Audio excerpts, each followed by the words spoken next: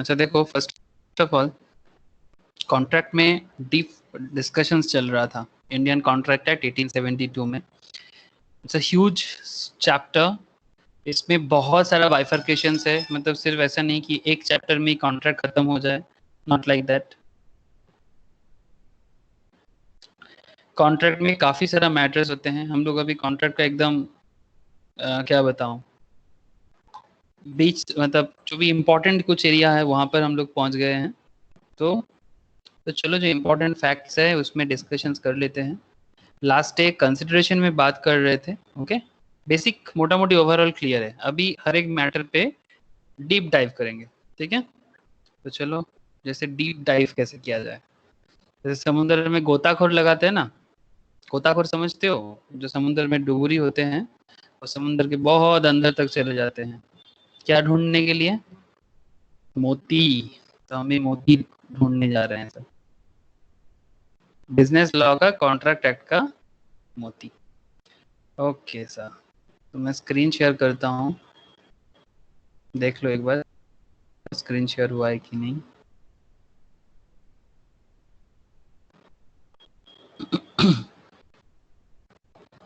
हुआ है screen share?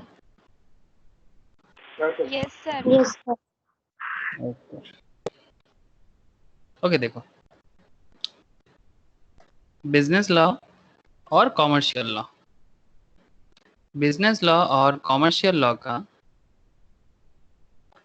Business law और कॉमर्शियल लॉ में बहुत ही वाइटल पार्ट है इंडियन कॉन्ट्रैक्ट एक्ट, बहुत ही वाइटल पार्ट। कोई ज्वाइन कर रहा है क्या? नहीं, ओके। क्योंकि ये बहुत ही वाइटल है, इसी की मतलब आप पिलर मान सकते हो इंडियन कॉन्ट्रैक्ट एक्ट को, आप बिजनेस लॉ का पिलर मान सकते हो, क्योंकि Indian contract act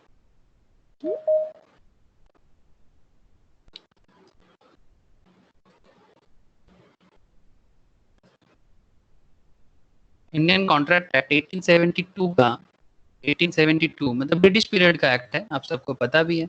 Indian contract act 1872 जब फर्स्ट टाइम आया था, उसका आने के पीछे का मेन रीजन क्या था आप सबको नॉर्मली याद पता है, फिर भी मैं एक बार आपको याद दिलाता हूँ ताकि आप आज का जो टॉपिक है उसको फुल्ली कनेक्ट हो पाओ। कोई भी बिजनेस को चालू करने के लिए, कोई भी बिजनेस या फिर नॉर्मल कोई भी बिजनेस डीलिंग्स हम लोग बोलते हैं ना, बिजनेस डील है ना, डील या डीलिंग्स जो भी आप यूज करो, बिजनेस डीलिंग्स में सबसे इंपॉर्टेंट क्या होता है? मिनिमम 2 पर्सन होना जरूरी होता है, minimum 2 party, minimum 2 party. Maximum कुछ भी हो सकता है, एक आदमी मतलब खुद ही खुद से तो कॉन्ट्रैक्ट नहीं कर सकते, मिनिमम 2 पार्टी चाहिए जो कॉन्ट्रैक्ट कर सकता है।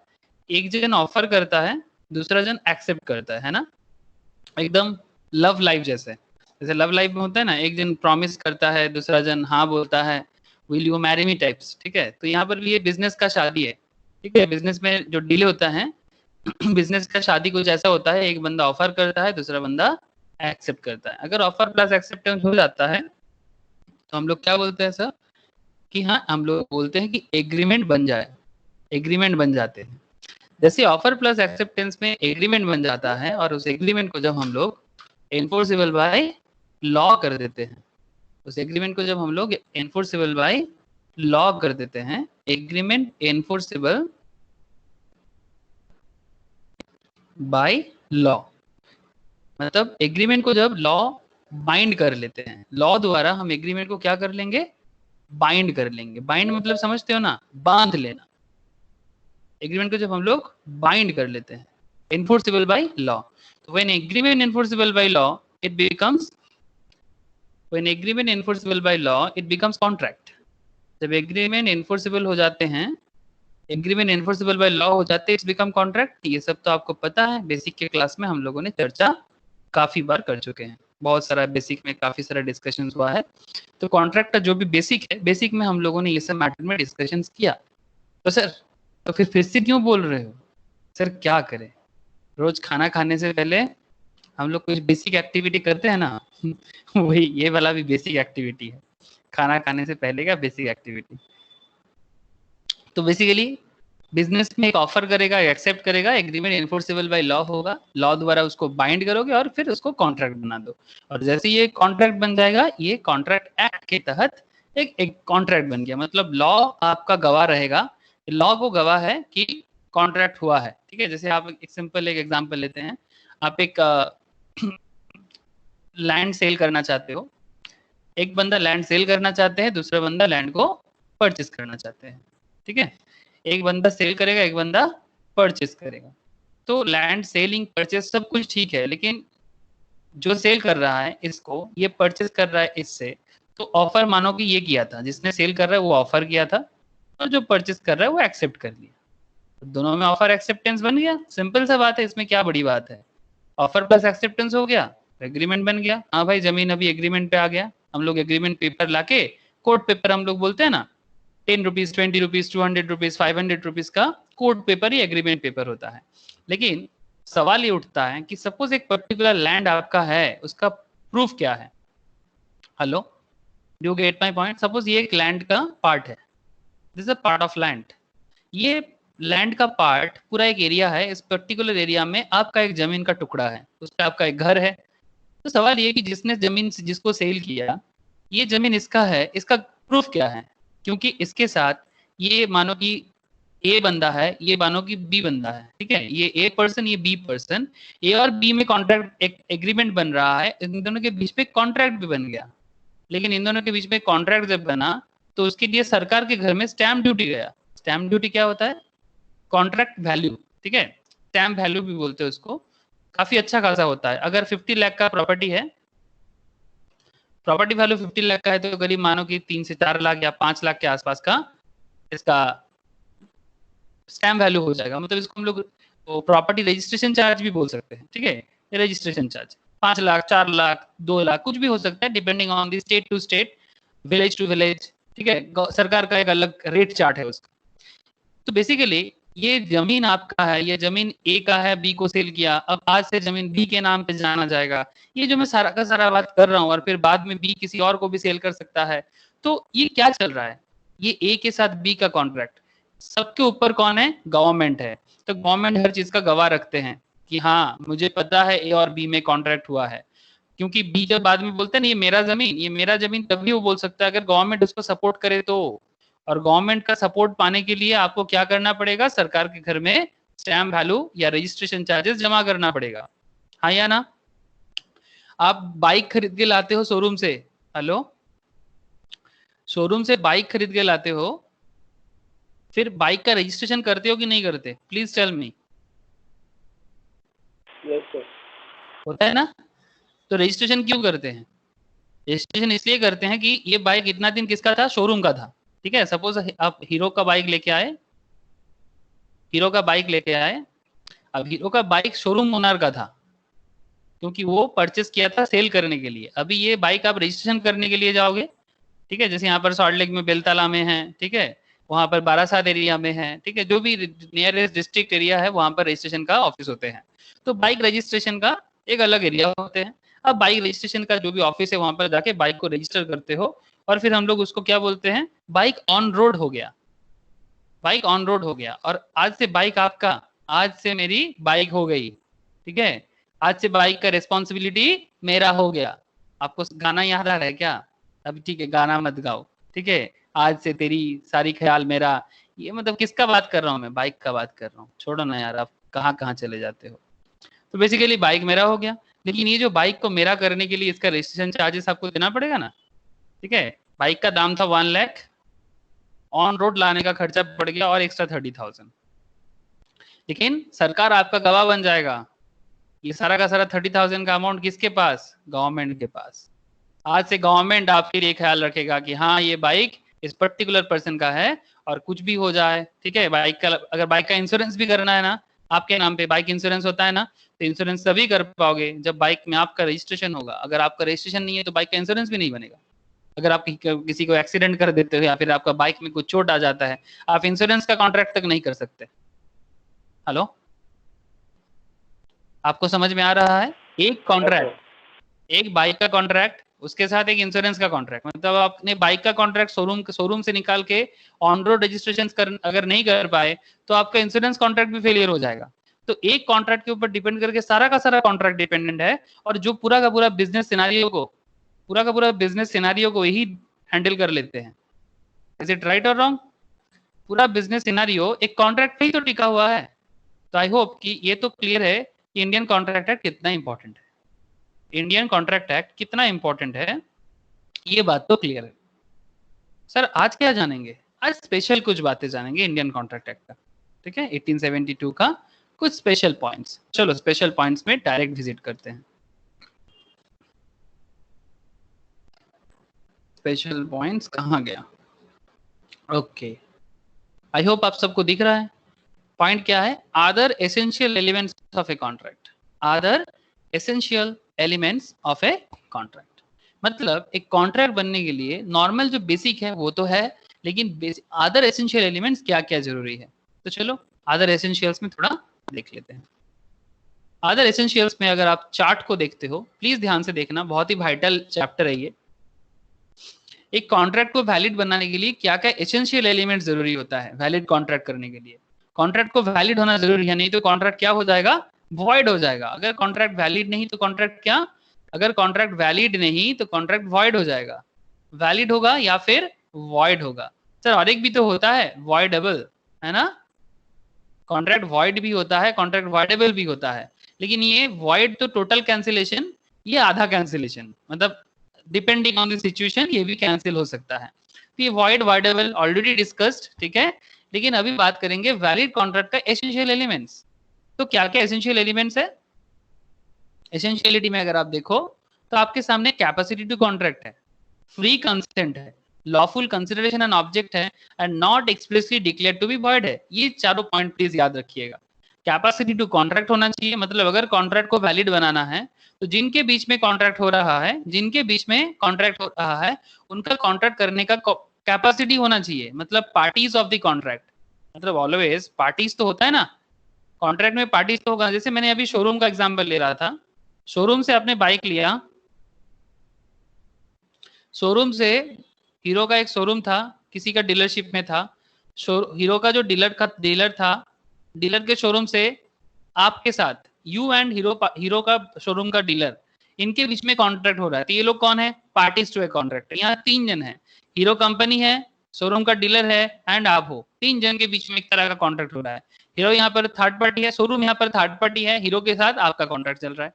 तो कैपेसिटी टू कॉन्ट्रैक्ट होना चाहिए, किसी के साथ भी हीरो कॉन्ट्रैक्ट नहीं कर सकता, ठीक है। मैं आपको बताता हूँ कि हीरो के साथ आपको कॉन्ट्रैक्ट करने के लिए क्या क्या होना जरूरी है। एक हीरो एक एग्जाम्पल है, आप कोई भी कंपनी कोई भी बिजनेस डील आप एग्जाम्पल में फाइंड आउट कर सकते हो, मैं आगे आगे आपको बताता हूँ। तो parties, capacity of the contract, parties important, free consent होना चाहिए, मतलब आपका ओपिनियन जो है ना एकदम फ्रीली होना चाहिए, कोई जबरदस्ती नहीं होना चाहिए, किसी के साथ कोई जबरदस्ती होना नहीं पड़ेगा बिजनेस कॉन्ट्रैक्ट में, किसी को फोर्स करके आप बिजनेस कॉन्ट्रैक्ट नहीं कर सकते। और बिजनेस में कंसिडरेशन एंड ऑब्जेक्ट जो है वो भी एकदम लॉफुल होना चाहिए, और बिजनेस में वो पर्टिकुलर कॉन्ट्रैक्ट पहले से ही वॉइड किया हुआ नहीं है, मतलब प्रीवियसली कैंसिल नहीं है। ये सारा का सारा पॉइंट में डिस्कशन करेंगे, लेकिन उससे पहले अभी डिस्कस करेंगे कैपेसिटी टू कॉन्ट्रैक्ट में। जैसे कैपेसिटी होने के लिए आपको मेजर होने का जरूरत है, that means greater than 18। India में मेजर होने का एज है 18, not only in India, in the maximum countries of the world, maximum country में मेजोरिटी का एज 18 है। कुछ कंट्रीज है जहां मेजोरिटी का एज 21 भी है। जैसे इंडिया में मैरिज का जो एज है आपको पता है, मैरिज फॉर बॉयज का, लड़का लोगों का, बॉयज का जो मेजोरिटी है वो दैट इज 21। अगर आप 21 से ज्यादा हो तभी जाके शादी कर सकते हो, नहीं तो मैरिज कॉन्ट्रैक्ट अलाउड नहीं है आपके नाम पे। लेकिन हाँ, गर्ल्स के लिए मैक्सिमम लिमिट ग्रेटर देन 18, 18 से ज्यादा होना पड़ेगा, ठीक है, 18 से ज्यादा होना पड़ेगा, मतलब मिनिमम 18 क्रॉस करो फिर शादी का कॉन्ट्रैक्ट कर सकते हो, ठीक है। ठीक है, यहाँ पर शादी वाला बात अभी नहीं करते हैं सर, लेकिन आपको मेजर का मतलब समझाने के लिए जरूरी था कि आप मेजर हो या माइनर हो, ये आपको क्लियर होना चाहिए। तो लेकिन ये मेजर माइनर में बहुत खेल छुपा हुआ है। आपको मेजर होना पड़ेगा कॉन्ट्रैक्ट करने के लिए, आपको साउंड माइंड होना पड़ेगा। सर ये क्या बात हुआ, साउंड क्या होता है आगे बात करते हैं, मतलब पागल हो कि नहीं हो, that kind of. And not disqualified, मतलब गवर्नमेंट आपको पहले से किसी कारण डिस्क्वालीफाई तो नहीं करके रखा कॉन्ट्रैक्ट करने में। वो कौन लोग होते हैं सर, चलो ना पता करते हैं, ठीक है, पता करते हैं मेजर होने का क्या रूल्स है, साउंड माइंड होने का क्या रूल्स है, एंड डिस्क्वालीफाई करने का क्या मतलब है, ठीक है, किस किस को डिस्क्वालिफिकेशन कर देते हैं, किस किस को कॉन्ट्रैक्ट करने में सरकार डिस्क्वालीफाई कर देते हैं। चलो सर आगे बात बढ़ाते हैं। मैं उम्मीद करता हूं कि आपको बात समझ में आ रहा है। उम्मीद पे दुनिया टिके हैं और हम भी उम्मीद से आपको पढ़ाए जा रहे हैं। Okay, it has already been discussed that an agreement result from a proposal by one party and its acceptance by other party. We have already discussed offer, acceptance, consideration in detail, है ना, हम लोग अभी बात कर रहे थे। We shall now discuss in detail the elements which constitute a valid contract enforceable in law. मैं इसके बारे में भी बात कर दिया। Section 10 of the Indian Contract Act 1872 provides that an agreement in order to be a contract must satisfy the following condition. First, the parties must be competent to contract. मतलब जिनके बीच में कॉन्ट्रैक्ट हो रहा है वो competent होना चाहिए। Sir competent का मतलब क्या है? competent का मतलब eligible बोल सकते हो आप। एलिजिबिलिटी क्राइटेरिया फुलफिल होना चाहिए। आप समझते हो ना एलिजिबिलिटी का मतलब? इसको हम लोग हिंदी में ऐसे बोल सकते हैं, वो बोलते हैं ना कि मतलब বাংলাতে আমরা বলি যোগ্য, मतलब যোগ্য ব্যক্তি, ঠিক আছে? তো ওটাই মানে এলিজিবিলিটি। এলিজিবিলিটি का मतलब यही हो गया। Okay, the parties must be competent to contract. अब एलिजिबल होगी नहीं, it must be made by free consent of the parties. It must be made by the free consent of the parties. It must be made for lawful consideration and with a lawful object. It should not have been expressly declared to be void by law. Section 10 of the Indian contract act कोई भी contract को valid करने के लिए चारों point के बारे में बात करते हैं, लेकिन अभी हम लोग फर्स्ट पॉइंट में बात करेंगे, फिर धीरे धीरे बाकी दूसरा पॉइंट में हम लोग डिस्कशंस करेंगे। Okay, yes sir, okay.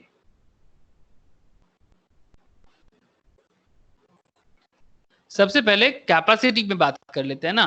Capacity में आपको पता चल जाएगा कॉन्ट्रैक्ट करने के लिए आपके अंदर क्या कैपेसिटी होना चाहिए। क्या जिम उम करके आना पड़ेगा क्या? हाँ, डंबल अम्बल उठाने का कैपेसिटी चाहिए? नहीं रे बाबा, डंबल भी नहीं चाहिए और मसल्स भी नहीं चाहिए। देखो, meaning capacity refers to the competence of the parties to make a contract. It is one of the essential elements to form a valid contract. Contract को फॉर्म करने के लिए one of the essential elements है valid contract के लिए। Who is competent to contract? Please remember this sections. Section 11, every person is competent to contract who is of the age of majority according to the law to which he is subject and who is of sound mind and is not disqualified from contracting by any law to which he is subject. Sir क्या मतलब हुआ? कहना क्या चाहता है section 11? Section 11 ये कहना चाहते हैं कि every person is competent to contract. हर एक व्यक्ति कॉन्ट्रैक्ट करने के लिए, कॉन्ट्रैक्ट क्या है मैंने आपको अभी समझाया 2 मिनट पहले, ऑफर प्लस एक्सेप्टेंस, है ना।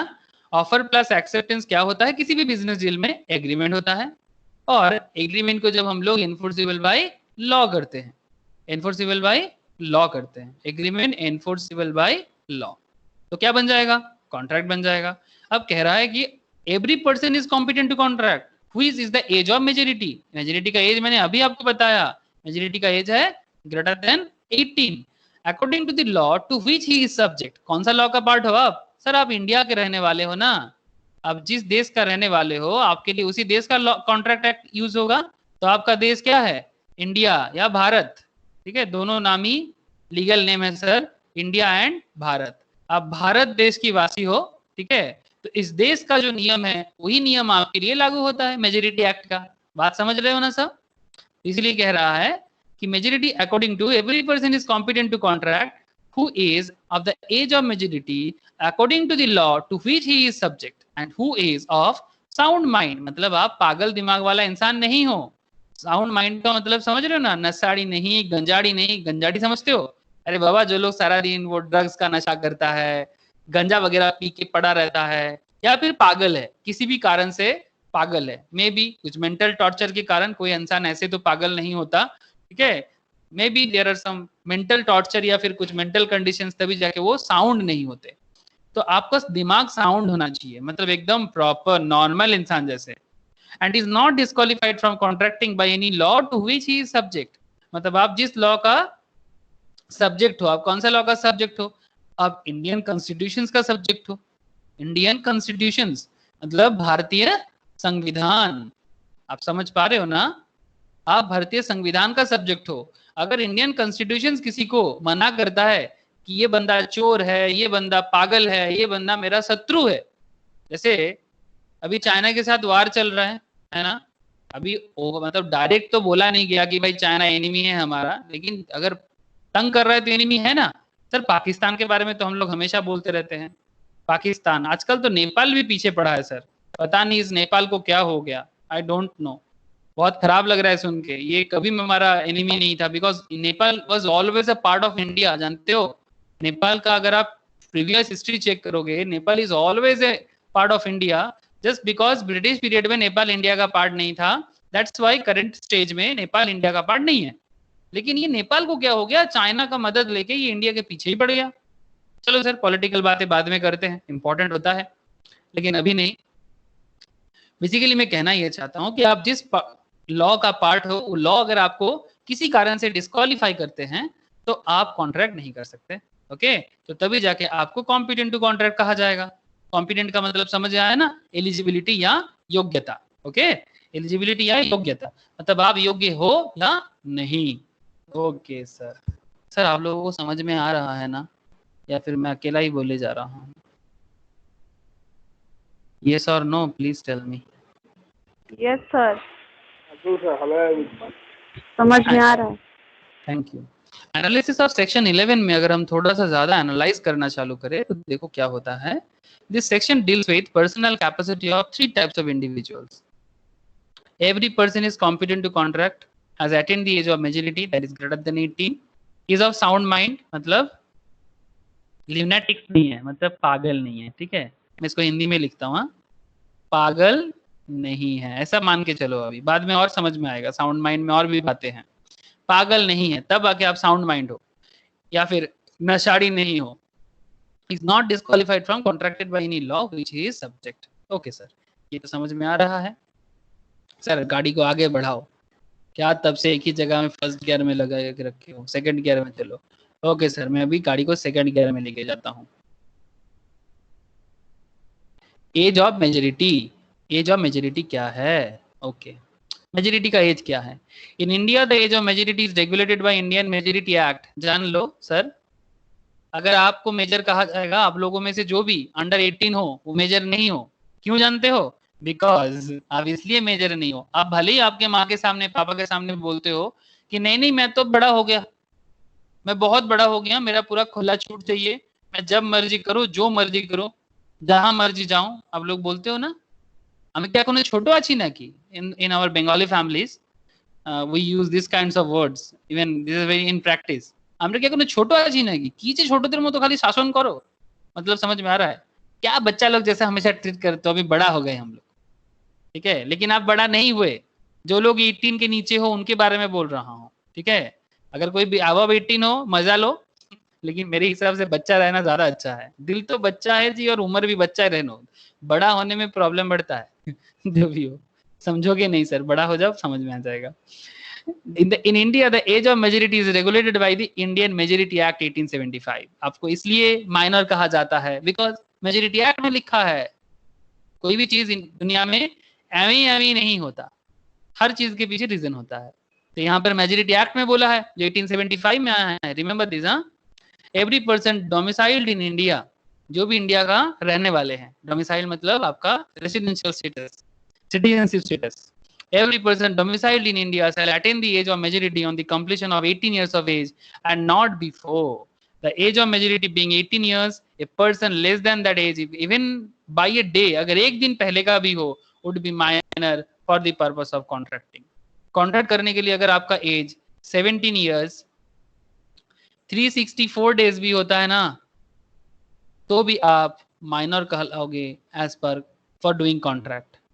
मतलब आप बोलोगे नहीं नहीं 17 साल 364 दिन हो गया तो मैं मेजर हो गया, नहीं नहीं, +1 बाकी है ना, जब तक ये +1 नहीं होता तब तक आप माइनर कहोगे। और इस एक दिन के कारण, ये एक दिन पूरा हिसाब बदल देता है सर, पूरा हिसाब बदल देता है। किसी का जेल हो जाता है, किसी का बिजनेस डूब जाता है, किसी का पैसा डूब जाता है। You can't imagine how law is important, आपको अभी समझ में आएगा। Just look at the first point. Second gear में मजा आएगा सर अभी। चलो अभी थर्ड गियर ले लेते हैं। Law relating to minors agreement और position of minor. A contract made with और by a minor is void ab initio। Sir what is the meaning of this? Void ab initio, void ab initio। Void का मतलब मैंने अभी आपको बोला, cancel from the very beginning. कोई कुछ कहना चाहते हो क्या? अनम्यूट किए हो? अगर कुछ कहना नहीं है तो फिर म्यूट कर लो प्लीज, नहीं तो मैं क्वेश्चन जब लूंगा तब पूछना। Okay? A contract made with और by a minor is void ab initio। Void ab initio का मतलब होता है cancel from the very beginning, मतलब स्टार्टिंग से ही कैंसिल है, मतलब आप माइनर के साथ कॉन्ट्रैक्ट कर ही नहीं सकते। पॉइंट समझ में आ रहा है? कॉन्ट्रैक्ट अगर आप माइनर के साथ कर लेते हो, सपोज आप में से यहाँ पर जो भी above 18 है, मैं मान लेता हूँ कोई है एक्स, आप में से कोई, ठीक है, आप में से कोई एक्स हो और आप में से कोई वाई हो। एक्स जो है ना वो ग्रेटर देन 20 का है, वो 20 साल के ऊपर है, ठीक है, और वाई जो है वो लेस देन 18 है। ओके, लेस देन 18, वाई है लेस देन 18 वाला और एक्स है ग्रेटर देन 20 वाला। अब ये ग्रेटर देन 20 वाला बंदा लेस देन 18 से कॉन्ट्रैक्ट कर रहा है, ये शुरू में ही ये कॉन्ट्रैक्ट वॉइड हो जाएगा, बिकॉज लॉ पहले ही बताता है कॉन्ट्रैक्ट मेड विद और बाय ए माइनर, विद और by a minor is void ab initio, cancel from the very beginning. एकदम सिंपल जान लो कि माइनर से कॉन्ट्रैक्ट, चाहे सूरज पश्चिम से उगे, चाहे चंद्रमा ना निकले, फर्क नहीं पड़ता, माइनर से contract is a void ab initio। फिर तो वॉइड है तो वॉइड है सर, आगे और क्या पढ़ना है, छोड़ दो। हाँ सर छोड़ देते हैं, लेकिन देखो क्या क्या केस हुआ है। In the case of Mohori Bibi versus Dharmodas Ghosh, please point remember please, famous case है 1903 का, famous case study है लॉ का। मोहरी बीवी वर्सेस धर्मोदास घोष, इनके बीच में क्या खेल खेला गया था? यहाँ पर केस हुआ था कि ये माइनर था, मानो कि एक ए था, ये minor borrowed 20,000 from B and as a security for the same executed a mortgage in his favor। Okay, मतलब ए कौन है? ए जो है ये माइनर है, बोरो किया, बोरो मतलब आप समझते हो ना, अकाउंट्स में करते हो, बोरो फ्रॉम बी मतलब लोन लिया रे बाबा, बी मेजर है, ठीक है, बी मेजर है, ए ने बी से बोरो किया, a minor borrow 20,000 from B and as a security for the same executed a mortgage in his favour. मतलब 20,000 इससे लिया, 20,000 इससे लिया, ₹20,000 का लोन लिया, बदले में कुछ मॉर्गेज भी रखा, बदले में कुछ मॉर्गेज भी रखा अपने फेवर में, ठीक है। तो पॉइंट ये है कि executed mortgage in his favour, he became a major in few months, वो कुछ दिन बाद मेजर बनेगा later and filed a suit for the declaration that the mortgage executed by him during his minority was void and should be cancelled. It was held that a mortgage by a minor was void and B was not entitled to repayment of money। मतलब समझ में आया? मतलब ए और B, ए कौन है यहाँ पर, ध्यान से देखना, ए यहाँ पर माइनर है, ए ने बोरो किया, ओके, बोरोड, ए ने बोरो किया 20,000, ए ने बोरो किया 20,000 किससे? बी से, ए ने बोरो किया 20,000 बी से, बदले में कुछ मॉर्गेज भी रखा है इन्हें, मतलब बोरो करने के टाइम पे मॉर्गेज रखना पड़ता है ना, मतलब बैंक से लोन वगैरह लेने के टाइम पे हम लोग कुछ जमीन वगैरह गिरवी रखते हैं कि नहीं रखते? रखते, तो उसको कहते हैं मॉर्गेज। तो ए ने बोरो किया 20,000 बी से और साथ में मॉर्गेज भी रखा बी के पास, सम एसेट्स। मानो कि ए का उम्र है 17 ईयर्स 8 मंथ्स, ओके, 3-4 मंथ्स में वो मेजर होने वाला है, 3-4 मंथ्स में वो मेजर हो जाएगा। तो इसने बोरो भी किया, उल्टा मॉर्गेज भी रखा, क्या कुछ एसेट्स मॉर्गेज भी रखा, गिरवी रख लिया, ठीक है। अब माइनर क्या करता है, माइनर को सब पता था, आप लोग जैसा है कोई जो पढ़ा लिखा बंदा, ठीक है, मतलब कम उम्र में ही यहाँ पर कोई कोई है मुझे पता है 16-17 का है, ठीक है, 18 हुआ नहीं है मुझे पता है, तो आप में से कोई है जिसको कॉन्ट्रैक्ट लॉ पता है, ठीक है, कॉन्ट्रैक्ट एक्ट पता है उनको, तो जिसको कॉन्ट्रैक्ट एक्ट इस उम्र में पता है उसको पता है कि वो बी से बोरो किया और बी के पास मॉर्गेज भी रखा, सम एसेट्स, ओके, कुछ एसेट गिरवी रखा, लेकिन उसको पता है कि ये बी का जो कॉन्ट्रैक्ट उसके साथ हो रहा है ना वो तो वॉइड है, क्योंकि वो कौन है, ए कौन है, माइनर है। तो ए अगर माइनर है तो ए के साथ बी का कॉन्ट्रैक्ट क्या हो जाएगा, वॉइड हो जाएगा। उसको स्टार्टिंग से पता था, जानबूझ के केस फाइल कर दिया। कौन, ए जानबूझ के केस फाइल कर दिया कि मेरे साथ बी ने कॉन्ट्रैक्ट किया और मेरा एसेट को भी मॉर्गेज रख लिया। यहां पर सवाल ये है, क्या बी ये मॉर्गेज रख सकता है? B is B eligible?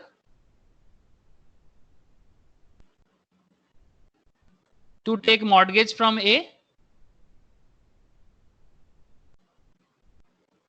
Hello, नहीं, बी एलिजिबल नहीं है ए से मॉर्गेज लेने के लिए, क्योंकि ये एसेट वो नहीं ले सकता, बिकॉज ए माइनर है। वो माइनर से किसी भी तरह का मॉर्गेज नहीं ले सकता। हाँ, ए ने बोरो किया तो ये वापस कर देना चाहिए था उसको, लेकिन अगर ए ये 20,000 वापस भी नहीं करता है, point to be noted please, हाँ, अगर बाई चांस ए ये 20,000 रीपे भी नहीं करता है, किसको, बी को, मैं बी का बात कर रहा हूँ, ए अगर ये 20,000 उसको रीपे भी नहीं करता, वो भी बी क्लेम नहीं कर सकता, can't claim, cannot claim, because A minor है। तो ये दोनों तरफ से सुविधा ले सकता है, एक तो मॉर्गेज अमाउंट जो भी एसेट रखा है वो गिरवी हो उसका रिटर्न ले सकता है, और ये 20,000 अगर रीपे ना भी करता है ना, तो उसके कारण बी ए पे केस नहीं कर सकता। बी कांट शू, केस शू नहीं कर सकता, किस पे, ए पे। क्यों नहीं कर सकता, ए में ऐसा क्या बात है? सर ए का बात यही है, एज पर लॉ उसका एज 17 ईयर्स 8 मंथ्स है। सर काफी बड़ा है। नहीं सर, लॉ कहते हैं ना 18 साल, लॉ कहते हैं 18 ईयर्स का बिलो है वो। तो अगर 18 ईयर बिलो है तो यहाँ पर बी फंसा।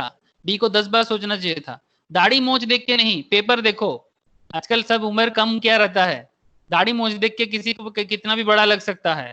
तो डोंट गो विथ दाढ़ी मोच, मतलब जो भी बियर्ड्स एंड मुस्टेच जो भी होते हैं उस पे नहीं, पेपर में देखो, आधार कार्ड में देखो उम्र क्या है, फिर जाके कॉन्ट्रैक्ट करो। बात समझ में आ रहा है? हेलो सर, सबको क्लैरिटी हो रहा है ना कि क्यों माइनर से कॉन्ट्रैक्ट करने में क्या हो सकता है, नहले पे दहला। ठीक है, नल्ले पे दहला पड़ेगा। मोहरी बीबी वर्सेस धर्मोदास घोष के केस में ये वाला खेल हुआ था, प्लीज रिमेम्बर। अच्छा केस स्टडीज है, बड़ा फेमस केस स्टडीज है। Okay sir, next, it is specially provided in section 10 that a person who is incompetent to contract cannot make contract within a meaning of the act। नहीं कर सकता, section 10 में specifically बोला है। Point number 2 में ध्यान दो प्लीज, बहुत अच्छा पॉइंट है माइनर के केस में।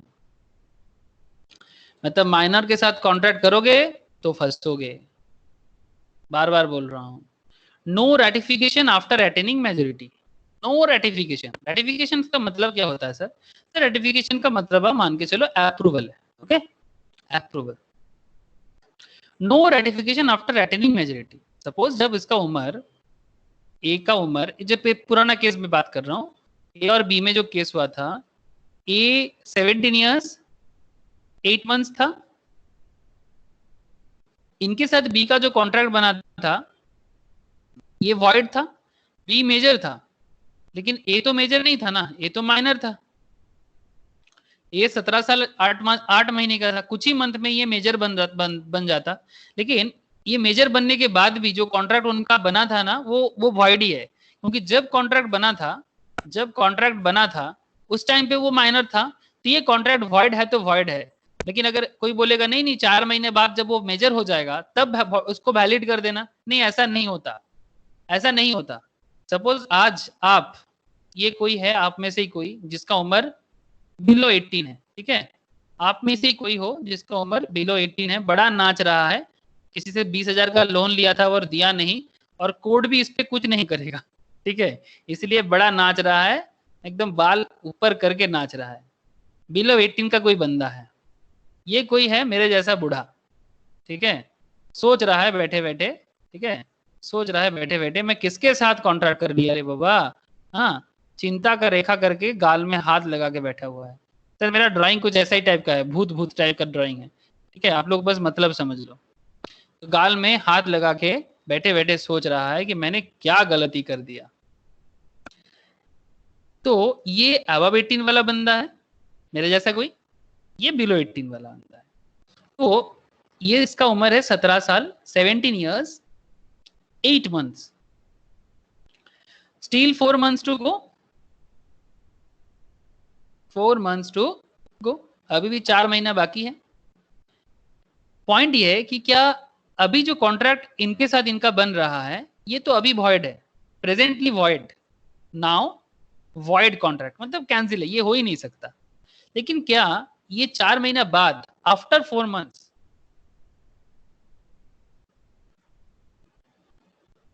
जब ये मेजर बन जाएगा, 4 महीने बाद ये मेजर बन जाएगा, 18 का हो जाएगा, दिस पर्टिकुलर बंदा जो भी नाच रहा है, क्या ये वॉइड कॉन्ट्रैक्ट बिकम्स वैलिड? कि ये वॉइड को वैलिड बना देंगे? नहीं सर, क्योंकि मेन कॉन्ट्रैक्ट वॉइड था तो इसको वैलिड में ट्रांसफर नहीं कर सकते, भले ये बाद में मेजर हो जाए तो वो पुराना कॉन्ट्रैक्ट वैलिड में नहीं बदल सकता। कॉन्ट्रैक्ट वॉइड था, वॉइड है, वॉइड रहेगा, आप चेंज नहीं कर सकते। इसीलिए लॉ का पॉइंट कहता है, लैंग्वेज देखो लॉ का, नो रेटिफिकेशंस आफ्टर अटेनिंग मेजोरिटी, कोई भी नया अप्रूवल नहीं मिलेगा। A minor cannot ratify the agreement on attaining majority as the original agreement is void ab initio and void agreement can never be ratified. एक agreement अगर starting में ही void बन जाता है उसको आप बाद में अप्रूव नहीं करा सकते, कंफर्म नहीं करा सकते। Is this particular point clear? X, a minor, makes a promissory note in the name of Y. Sir, what is the meaning of promissory note? Sir, promissory note एक नेगोशिएबल इंस्ट्रूमेंट होते हैं। Bills of exchange बोल के एक accounts में एक topic होते हैं, नेगोशिएबल इंस्ट्रूमेंट बोल के लॉ में भी एक टॉपिक होते हैं। नेगोशिएबल इंस्ट्रूमेंट चैप्टर बोल के लॉ में भी होता है और अकाउंट्स में भी बिल्स बोल के एक चैप्टर होते हैं, वहां पर पढ़ा जाता है बिल्स ऑफ एक्सचेंज। ये एक तरह का मॉनेटरी इंस्ट्रूमेंट है, मतलब मनी के बदले यूज किया जाता है जरूरत पे। एक से minor makes a promissory note in the name of Y, on attaining majority he cannot ratify it, and if he makes a new promissory note in place of old one, here the new promissory note which he has executed after attaining majority is also void, being without consideration. मतलब समझ में आया? एक minor है, वो किसी के नाम पे एक प्रॉमिसरी नोट इशू किया था। सर प्रॉमिसरी नोट कैसा होता है एक बार दिखाओ ना। जस्ट मिनट, किसी को पेमेंट करने का प्रॉमिस करना, ठीक है। प्रॉमिसरी नोट क्या होता है? किसी को पेमेंट करने का प्रॉमिस करना कि आफ्टर ए फ्यू मंथ्स और आफ्टर फ्यू डेज मैं आपको इतना पैसा पेमेंट करूंगा, उसका प्रॉमिस होता है। एक डॉक्यूमेंट्स होते हैं, लीगल डॉक्यूमेंट्स होते हैं। जैसे अगर आपके पॉकेट में नोट है ना, तो वो भी प्रॉमिसरी नोट ही है। आपके पॉकेट में नोट है तो एक बार नोट निकाल के देखो घर से, वहां पर लिखा रहता है I promise to pay the bearer the sum of rupees something, ठीक है। वो भी एक तरह का प्रॉमिसरी नोट ही है, but paper wise promissory note कुछ ऐसा देखने में होता है। ये बिल्स ऑफ एक्सचेंज चैप्टर में इसका इमेज आपको अकाउंट्स किताब में मिल जाएगा। आप लोगों का अकाउंट्स किताब में अगर आप देखो तो वहां पर भी आपको दिखेगा प्रॉमिसरी नोट का सैंपल। मैं आपको एक बार यहाँ पर दिखा देता हूँ कि कैसा होता है।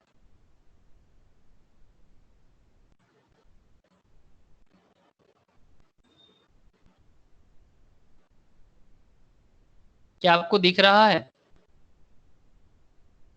क्या आप लोगों को प्रॉमिसरी नोट शो हो रहा है? प्लीज बताना मुझे। हाँ सर दिख रहा है। ओके, देखो प्रॉमिसरी नोट कुछ ऐसा देखने में होता है। उसमें एक मेकर होता है, ठीक है, place of residence Kolkata, okay.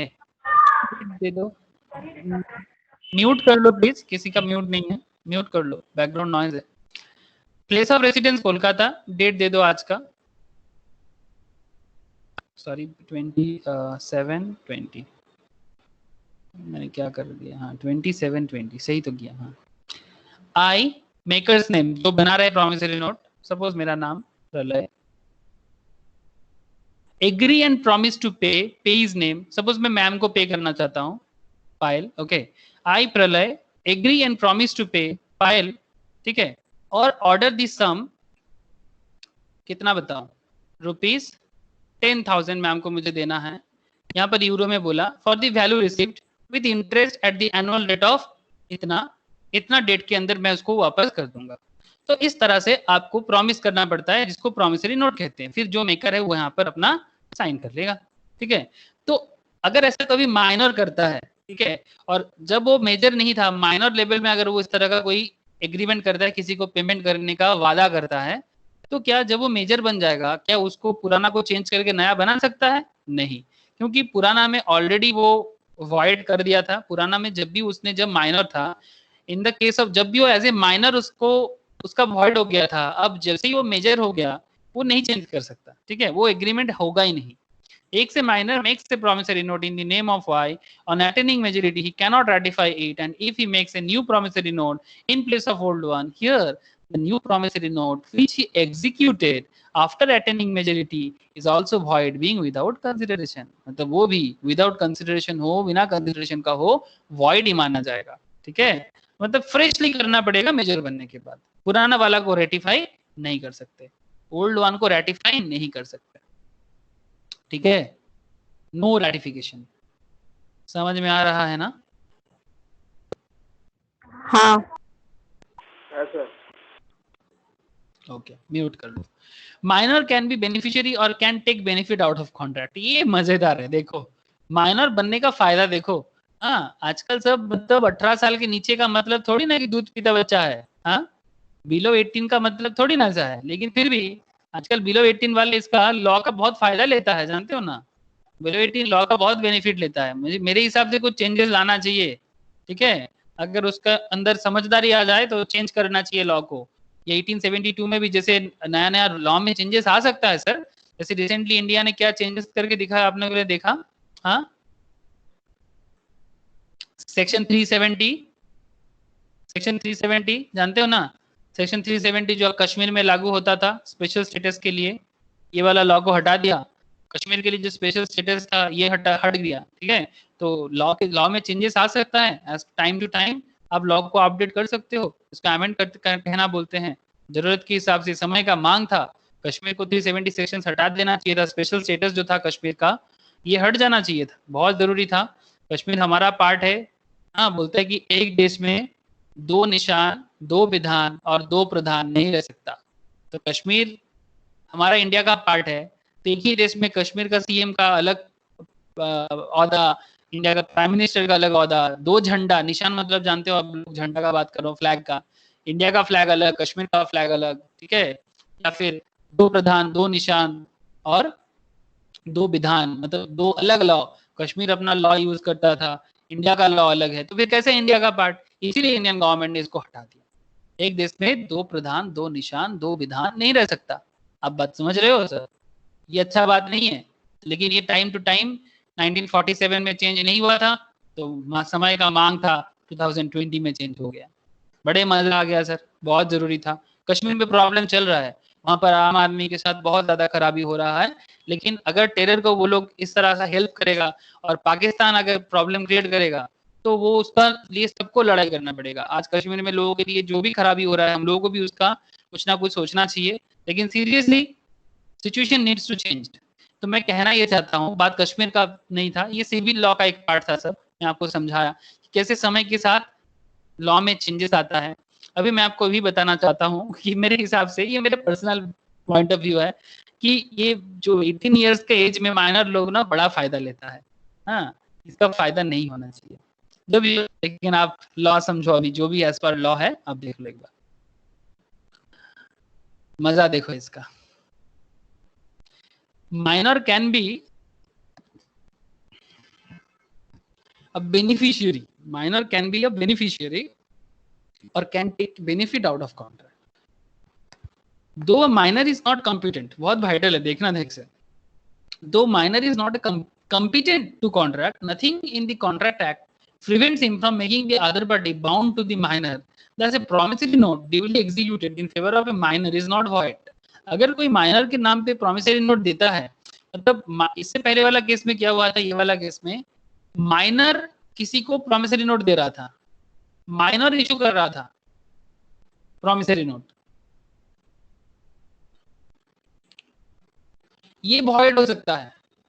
लेकिन अगर कोई माइनर को प्रॉमिसरी नोट दे रहा है, कि एक माइनर को आप बोल रहे हो कि आई प्रॉमिस टू पे, जो एक माइनर है, ठीक है। अब ये वाला देख लो एक बार, ये वाला सेम टू सेम पॉइंट में बता रहा हूँ।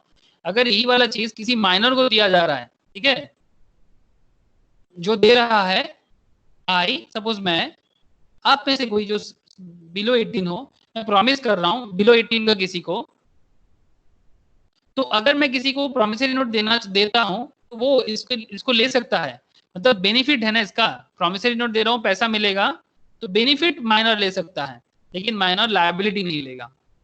माइनर बेनिफिट ले सकता है बट माइनर लायबिलिटी नहीं लेगा। आपको पॉइंट समझ में आ रहा है ना? आगे देखो, समझाता हूं। और बेनिफिट के लिए minor is always available but liability के लिए नहीं। जैसे यहां पर क्या हुआ, just look at this point. Though a minor is not competent to contract, nothing in the contract that prevents him from making the other party bound to the minor. Thus, a promissory note duly executed in favor of a minor is not void and can be sued upon by him because he, though incompetent to contract, may yet accept a benefit. वो contract करने में incompetent हो सकता है but benefit लेने में accept वो कर सकता है। जैसे यहां पर ध्यान से देखो, ए minor cannot become a partner in partnership firm. एक माइनर पार्टनरशिप फर्म का पार्टनर नहीं बन सकता। जब आप पार्टनरशिप एक्ट पढ़ोगे वहां पर भी ये वाला पॉइंट होगा। ए minor can not become a partner in A partnership firm, however he may be with the consent of all the partner. अगर बाकी सब पार्टनर का ओपिनियन हो, हाँ या ना हो, be admitted to the benefits of partnership, section 30 of the Indian partnership act 1932। अगर बाकी पार्टनर सब मेजर पार्टनर है, ठीक है, एक फर्म है,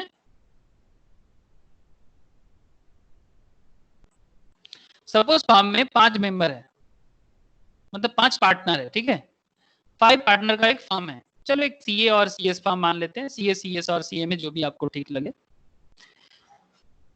5 पार्टनर है, 5 पार्टनर में पांचों पार्टनर मेजर था, मतलब सब ग्रेटर देन 18 वाला था।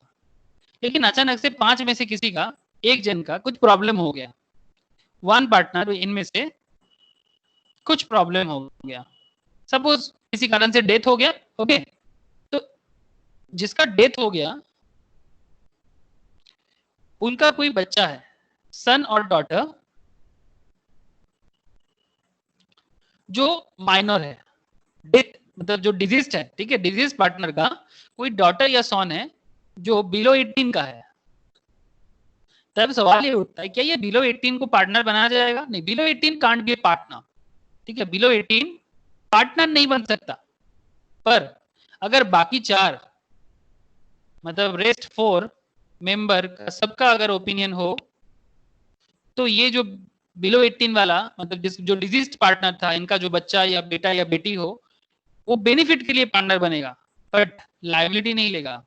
मतलब फार्म का जो भी बेनिफिट होगा, बेनिफिट इसको पूरा मिलेगा, लेकिन फार्म का लायबिलिटी,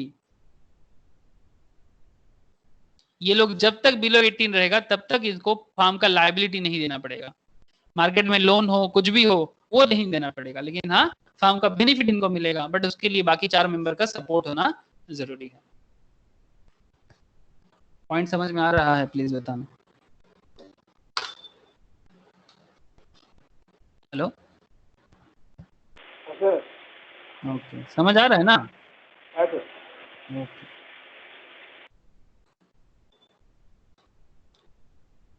सबको मेरा आवाज आ रहा है? Yes sir. ओके ओके, ठीक है।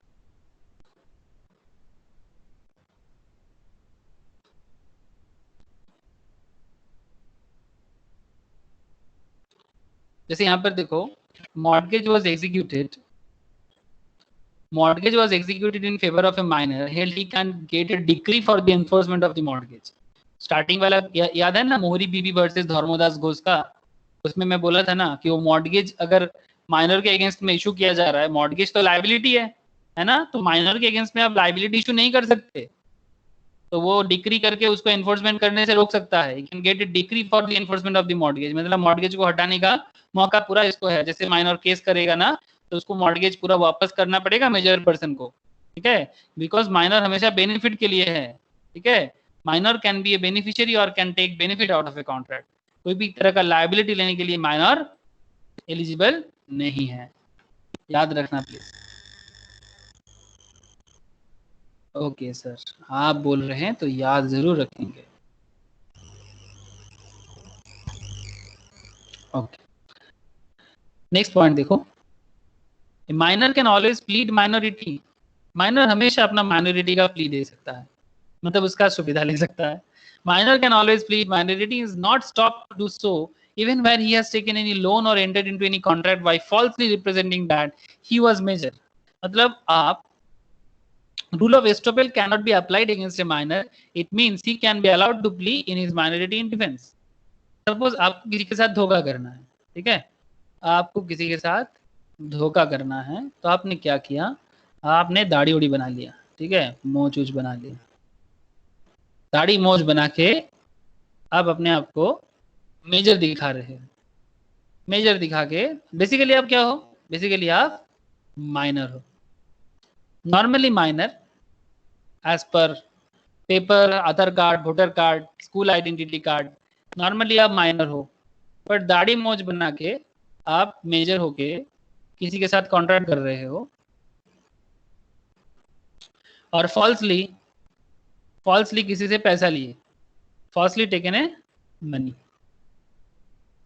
बाद में जब आपके अगेंस्ट में कोई बंदा केस करता है, ठीक है, सपोज ये मेजर बंदा, ये रियल मेजर है ना, ये रियल में मेजर बंदा है, इसका रियल में ये इसका मोचे है, जो भी हो, रियल मेजर है, ये जब आपके अगेंस्ट में केस करता है, तो आप वहां पर अगर अपने आप को माइनर प्ली करते हो ना, आप बच जाओगे सर, आप बच जाओगे।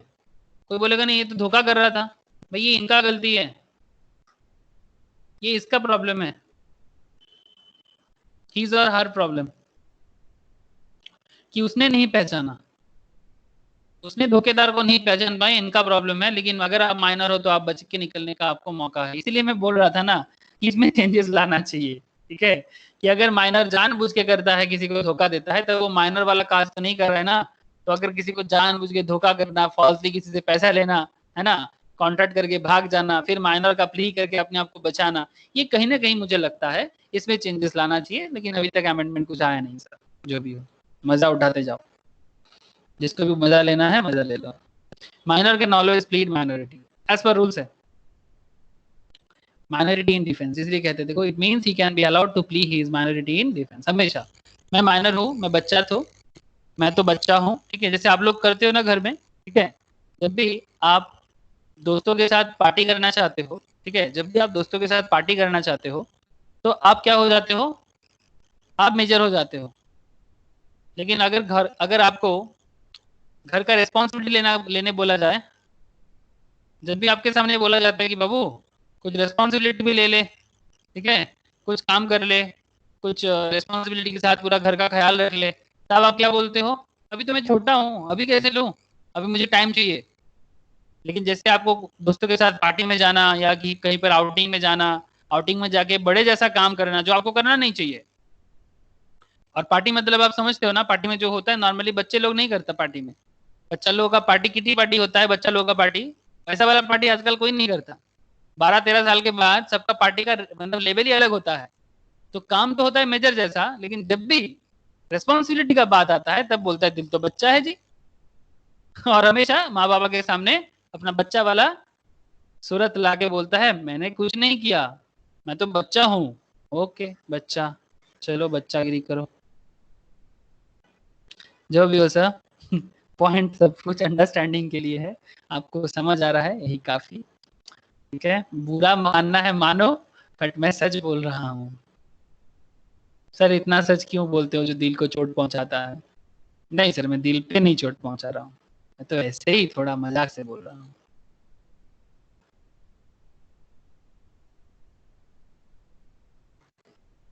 ये वाला देखो, और मजेदार है, पॉइंट नंबर 5, इसका मजा देखो, liability for necessaries. The case of necessities supplied to a minor or to any other person whom such minor is legally bound to support is governed by Section 68 of the Indian Contract Act.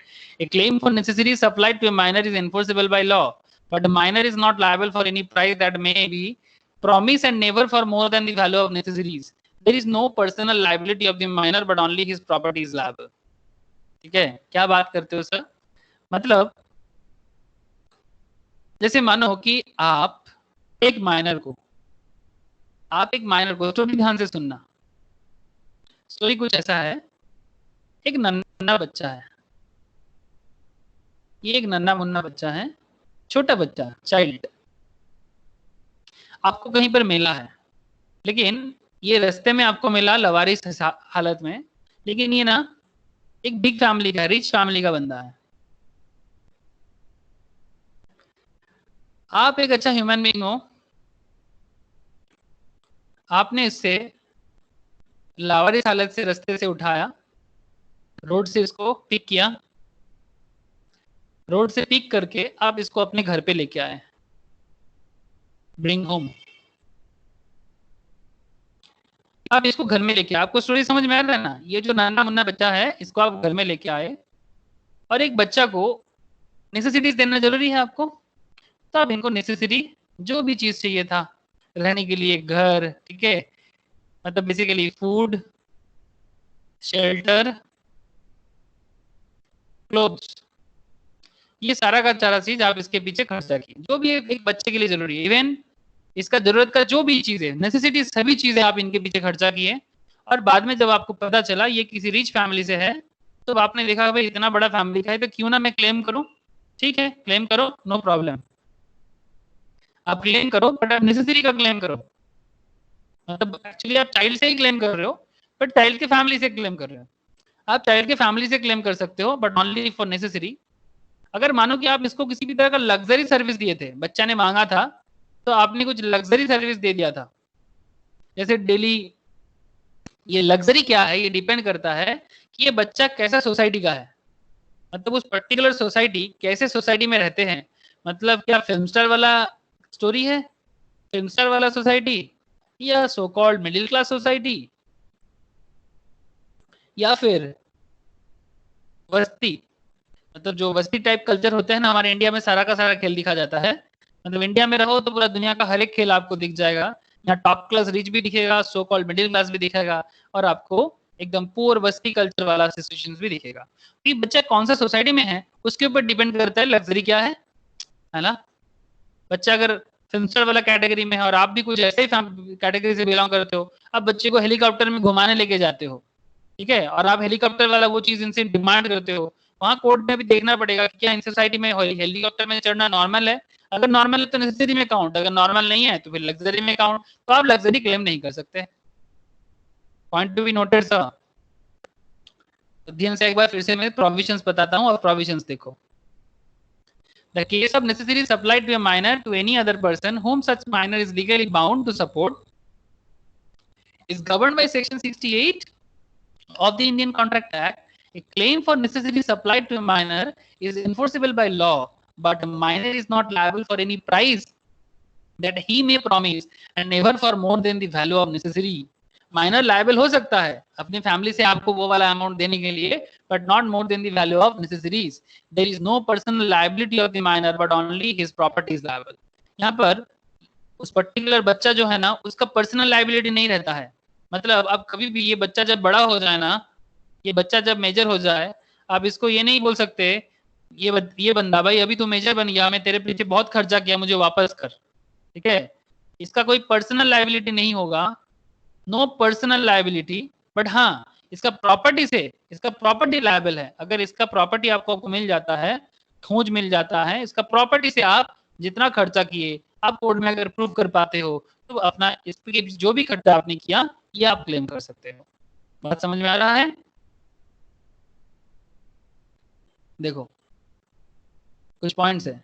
Render minors estate liable for necessary two condition must be satisfied.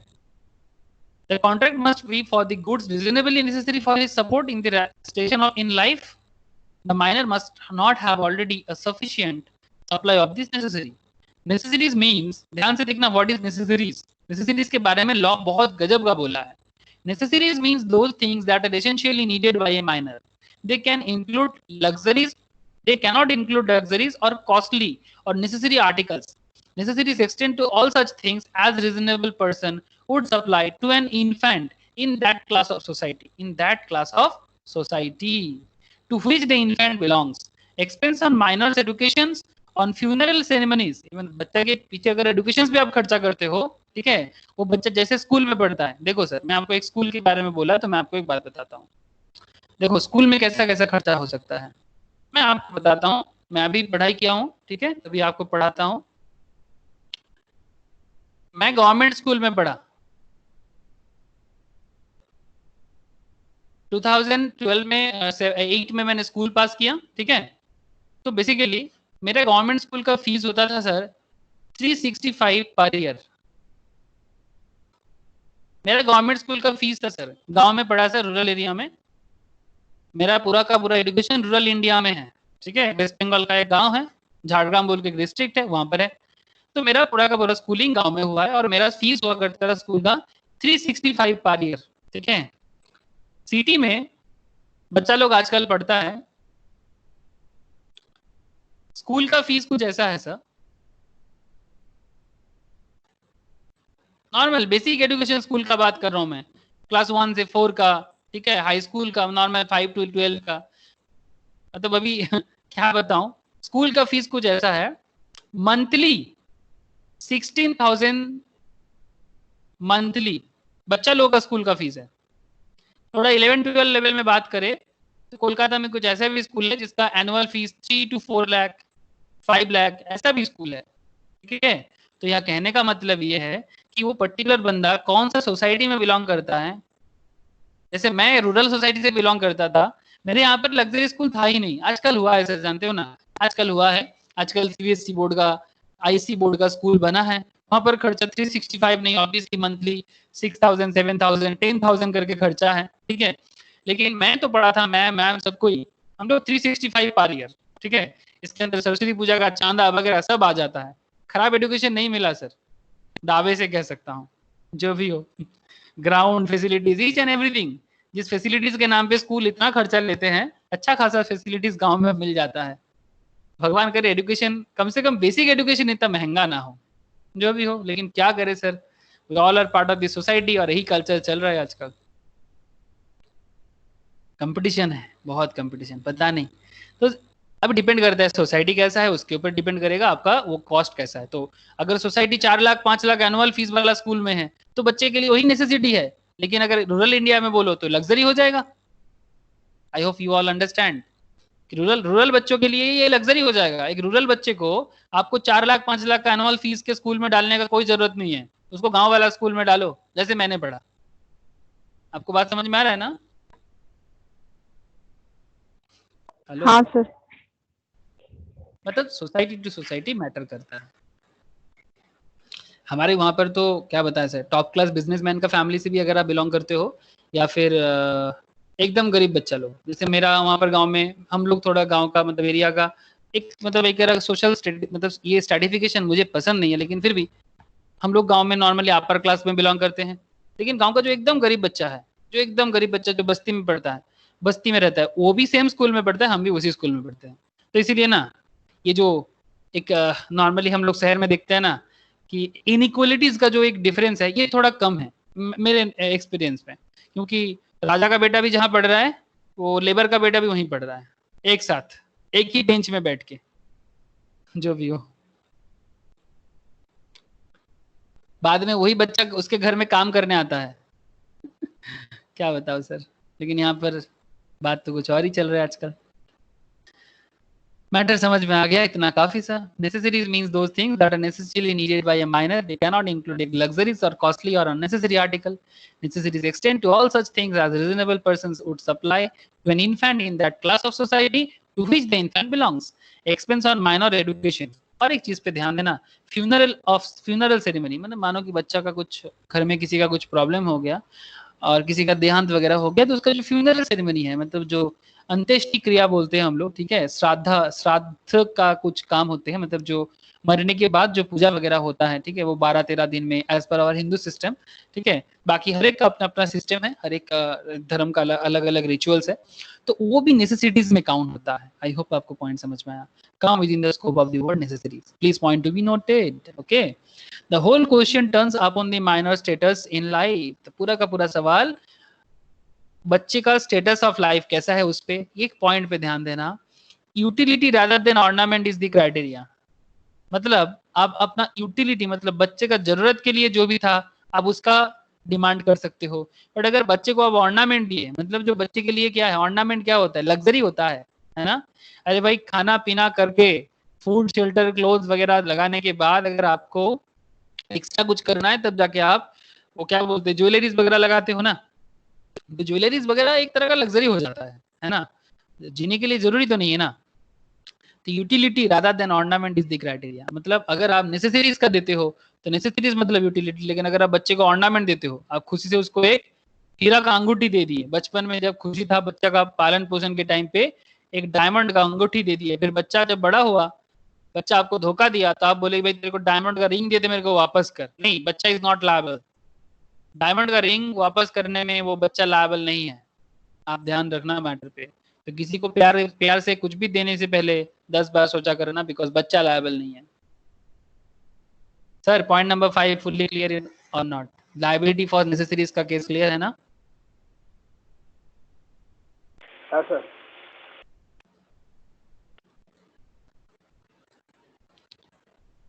Contract by guardian how for enforceable?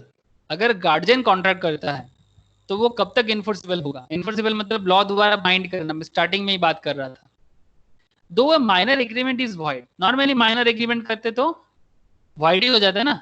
Minor का agreement void ही है, minor करे तो void ही होगा agreement. His guardian can under certain circumstances enter into a valid contract on minor's behalf, agent की तरह काम कर सकता है, where the guardian makes a contract for the minor which is within his competence and which is for the benefit of the minor, there will be valid contract which the minor can enforce। ऐसे होता है ना। जैसे आप लोग जानते हो कि आजकल बच्चा लोग में टैलेंट बहुत है, भर भर के टैलेंट है इंडिया में, ठीक है। Child artist, child artist like child artist, child dancer, हाँ, child singer, dance India dance, dance Bangla dance, कितना कितना सब होता है। वहां पर बच्चा लोग अच्छा अच्छा इनकम कर लेते हैं, जानते हो ना, एज एन आर्टिस्ट। लाखों करोड़ों कमा लेते हैं, कोई कोई तो 10 लाख 20 लाख इनकम भी कर लेते हैं, ठीक है, एज ए चाइल्ड। तो ये चाइल्ड का जो भी इनकम है, या फिर जी के साथ, जैसे मैं डांस का बात कर रहा हूँ तो जी में होता है, तो जी नेटवर्क के साथ ये बच्चा का कॉन्ट्रैक्ट बनेगा। तो नॉर्मली क्या होता है, उस बच्चे के बिहाफ में पेरेंट के साथ कॉन्ट्रैक्ट बन सकता है, ओके। और वो कॉन्ट्रैक्ट वैलिड हो जाएगा, परफॉर्मेंस बच्चा करेगा, लेकिन उसका पापा उसका एजेंट बन जाएगा, है ना। तो वहां पर उसको पावर मिल जाता है पेरेंट्स को, बिकॉज वो किसके बेनिफिट के लिए है, बच्चे के बेनिफिट के लिए है, ठीक है, for benefit of the minor. तो यहाँ पर वही बोला है, which is for the benefit of the minor, there will be a valid contract which the minor can enforce। तो गार्जियन आके कॉन्ट्रैक्ट को इन्फोर्स कर सकता है कुछ हद तक, but all contracts made by guardian on behalf of a minor are not valid.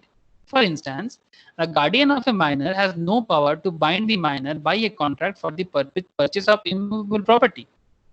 मतलब बच्चे के नाम पे जमीन खरीदी, इमूवेबल प्रॉपर्टी मतलब लैंड बिल्डिंग का बात चल रहा है, मतलब कॉन्ट्रैक्ट बच्चे के नाम पे हो रहा है, लेकिन माँ बाप कर रहा है। नहीं नहीं, आप बच्चे के नाम पे ऐसा नहीं कर सकते। आप immovable property like land building बच्चे के नाम पे नहीं कर सकते। नॉमिनी कर सकते हैं, बट उनके नाम पे कॉन्ट्रैक्ट नहीं कर सकते। नॉमिनी मतलब मेरे जाने के बाद ये जमीन इनका, ठीक है, लेकिन आप उनको नॉमिनी करो, लेकिन उनके नाम पे मत करो डायरेक्टली, उनके नाम पे कॉन्ट्रैक्ट मत बनाओ, वो कॉन्ट्रैक्ट में साइन नहीं कर सकता। But a contract entered into by a certified guardian, अगर हाँ, अगर कोर्ट सर्टिफाइड गार्डियन को कोर्ट अगर मौका देता है, इनको हम लोग बोलते हैं power of attorney. Certified guardian अगर कोर्ट ऑर्डर देते हैं तो हो सकता है सर्टिफाइड गार्डियन को, with the sanction of the court for the sale of minors property. अगर माइनर का प्रॉपर्टी सेल करना होता है ना, ऐसा कि माइनर का नाम पे उनका पूरा फैमिली कुछ खराबी हो गया, लेकिन माइनर जो है उसको कुछ पैसा चाहिए, और माइनर का प्रॉपर्टी है, लेकिन माइनर का प्रॉपर्टी तो है, लेकिन माइनर के नाम पे नहीं है, या फिर माइनर किसी के साथ डीलिंग नहीं कर सकता। तो इन दैट केस अगर कोई मेजर या गार्जियन, सपोज उनका कोई भी, ठीक है, उनका कोई बड़ा भाई, उनका कोई मामा, ठीक है, एनी पर्सन, सपोज उनका माँ बाबा का कुछ हो गया, ठीक है, तो उस केस में अगर उनके बिहाफ में उनका मामा, उनका भैया लोग आके उनका गार्जियनशिप लेते हैं, कोर्ट से ऑर्डर लेना पड़ेगा, और फिर माइनर का प्रॉपर्टी को सेल करता है, ठीक है, इस पूरा का पूरा खेल को कोर्ट देखेगा कि वो मामा भैया जो है ना, लूट तो नहीं रहे ना। अपने इंडिया में आजकल ये बहुत होता है, ठीक है, फायदा लेने वाले में बहुत है, अच्छा करने वाला बहुत कम दिखता है। पता नहीं कब ठीक होगा, जो भी हो, may be enforce by either party to the contract, ऐसा हो सकता है, लेकिन नॉर्मली नहीं कर सकता। ओके, नॉर्मली नहीं होता, लेकिन अगर कोर्ट ऑर्डर देता है तो हो सकता है। तो contract by guardian how far enforceable, clear और नॉट? क्लियर ना? Okay sir. क्लियर है sir. No specific performance. A minor's agreement being absolutely void, there can be no question of the specific performance of such agreement. मतलब आप किसी भी minor को किसी specific person के मतलब स्पेसिफिक रीजन से कॉन्ट्रैक्ट नहीं करा सकते हो, मतलब एकदम स्पेसिफिक, मतलब इसी के लिए कॉन्ट्रैक्ट करना पड़ेगा। आप किसी माइनर को बाध्य नहीं कर सकते, तो किसी भी स्पेशल कॉज के कारण आप नहीं कर सकते। अच्छा, पॉइंट 8 बहुत सिंपल है। माइनर को आप इंसॉल्वेंट नहीं बोल सकते। Minor can not be declared insolvent. Insolvent मतलब समझते हो ना, बैंकरप्टेड। आप एक माइनर को बैंकरप्टेड नहीं बोल सकते, मतलब दिवालिया हो गया, ऐसा वाला वर्ड माइनर के लिए यूज नहीं होगा। चाहे माइनर मार्केट से लोन ले, लोन वापस ना कर पाए, लेकिन फिर भी आप उसको इंसॉल्वेंट नहीं कर सकते। as he is incapable of contracting debts and dues are payable from the personal properties of minor and he is not personally liable। पहले भी हमने डिस्कशन किया, क्योंकि वो पर्सनली लायबल ही नहीं होते तो इंसॉल्वेंट कहां से करेंगे उसको। Okay, partnership, minor being incompetent to contract cannot be a partner in partnership firm, but under section 30 of the Indian Partnership Act he can admit to the benefits of the partnership, already discussed। minor can be an agent। क्या एक minor agent बन सकता है? हाँ, minor agent बन सकता है, minor agency ले सकता है। पॉइंट पे ध्यान दे, ये minor can act as an agent but he will not be liable to his principal for his acts। अगर मतलब प्रिंसिपल का कोई खराबी के कारण अगर कुछ प्रॉब्लम होता है, नॉर्मली एजेंट को पकड़ा जाता है। जो लोग आप लोग कंसाइनमेंट को किए हो, कंसाइनमेंट एक अकाउंट्स में एक चैप्टर होते हैं, एक टॉपिक होते हैं कंसाइनमेंट में, नॉर्मली प्रिंसिपल एंड एजेंट का खेल होता है। ये एजेंट जो होता है ना, ये कमीशन के बेसिस में काम करते हैं, है ना। तो सपोज मानो नॉर्मली यहाँ पर ये माइनर, अगर ये कोई एजेंट माइनर बन जाता है, अगर कोई माइनर एजेंट बन सकता है, बट अगर प्रिंसिपल जो है, जो इसका मेजर है, मतलब जो मेजर एज में मेजर है, अगर कुछ भी प्रॉब्लम क्रिएट करता है, उसका जिम्मेदारी एजेंट को लेना नहीं पड़ेगा अगर वो माइनर है तो। ठीक है, ये माइनर कैन ड्रॉ मतलब सर क्या, बिल ड्रॉ, चेक वगैरह इशू कर सकता है, चेक या बिल इशू कर सकता है। Deliver and endorse negotiable instruments without himself being liable. वो किसी के अगेंस्ट में चेक लिख सकता है, चेक में साइन कर सकता है, लेकिन अगर चेक फेलियर होता है तो माइनर लायबल नहीं है।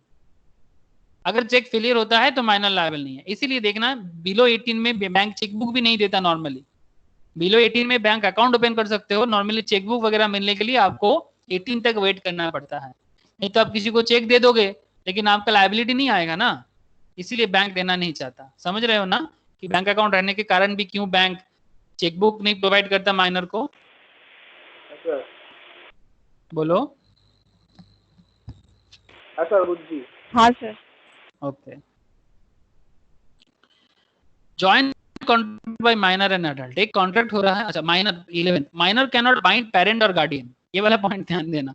इन the absence of the authority express और implied, an infant is not capable of binding his parent और गार्डियन इवन फॉर नेसेसरीज।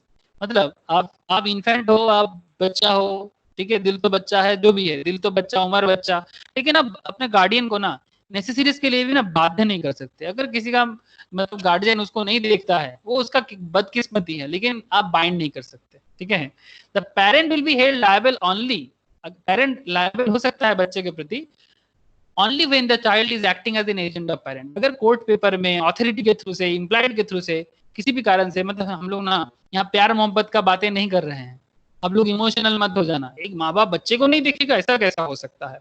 होता है सर, दुनिया बहुत बड़ा है और इस दुनिया में 700 करोड़ से ज्यादा लोग हैं, कुछ भी होता रहता है दुनिया भर में, कितना हमें पता है। हाँ, छोटे सी जगह में रहते हैं, कोलकाता में रहने वाले लोग कोलकाता के बाहर कुछ जानता ही नहीं है। मेरा नॉर्मल आइडिया तो ही दिखता है। ठीक है, तो दुनिया में बहुत बड़ा दुनिया है, कुछ भी होता रहता है। तो जो भी हो, कहना ये चाहता हूँ, the parents will be liable only when the child is acting as an agent for parents. मतलब अगर कोई प्रिंसिपल एजेंट वाला बात हो, पेरेंट के अगेंस्ट एजेंसी में, मतलब एजेंसी लेके काम कर रहा है, पेरेंट के बिहाफ में काम कर रहा है, तो अगर कोई पेरेंट के बिहाफ में काम कर रहा है तो पेरेंट उनको नेसेसरीज देना पड़ेगा। बट नॉर्मली कोई बच्चा अपने पेरेंट्स को या गार्जियन को नेसेसरीज के लिए भी बाइंड नहीं कर सकता कि नहीं मैं बच्चा हूँ, मुझे खिलाना पड़ेगा, मैं बच्चा हूँ, मेरा जिम्मेदारी लेना पड़ेगा, अब बाइंड नहीं कर सकता। ठीक है, वो अलग बात कि स्पेशली इन आवर कंट्री प्यार मोहब्बत बहुत है, जानते हो। देखो मैं एक चीज बताता हूँ आपको, अगर आप लोगों को थोड़ा, मैं आपको थोड़ा सा यूरोपियन कल्चर बताता हूँ, स्पेशली ब्रिटिश कल्चर, यूरोपियन या अमेरिकन कल्चर भी बोल सकते हो।